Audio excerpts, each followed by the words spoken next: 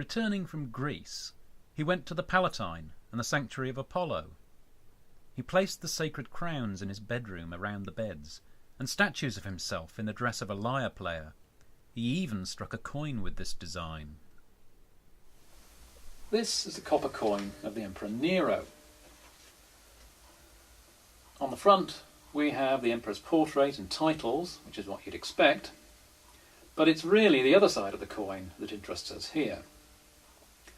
Because what we see here not only typifies what we know about Nero's interests, but it's also one of the few ancient coins to receive notice in ancient literature. There's a figure dressed in the long robes of a musician, playing an instrument called a kithara, which we conventionally call a lyre. Nero, of course, famously performed on stage with this instrument. He took part in musical competitions, and not surprisingly, he was always awarded first prize. This kind of behaviour didn't go down terribly well with the elites of Rome, but it did appeal to the lower classes, with whom Nero was always quite popular. Whether it actually depicts Nero himself playing the lyre, and not the god Apollo, is debatable. When we look at a coin like this, of course, it's hard to get the image out of our heads of Nero fiddling while Rome burned. But it's quite possible that Nero approved the design because of his artistic interests. On balance, it probably represents Apollo, even though it looks quite like Nero. And the public may well have thought that it was Nero, whatever the coin's original intention. Indeed, Seneca had flattered Nero in one of his works by making Apollo say that Nero was very much like him in looks and talent.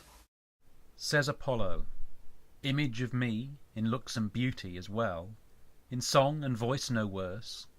So Caesar comes, so Nero appears to Rome, his bright face glowing with gentle radiance, his neck all beauty under his flowing hair." The associations between Nero and Apollo were quite explicit.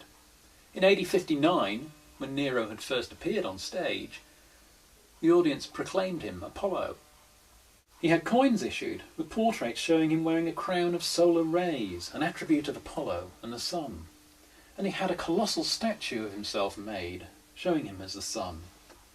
His hair was carefully arranged over his forehead in a manner adopted by Apollo when playing the lyre. So any distinction between Apollo and Nero will have been blurred, and people may have seen the coin as an implicit reference to Nero, even if they saw it as Apollo. Certainly, by the time the biographer Suetonius was writing about 70 years later, it was simply assumed that it represented Nero himself.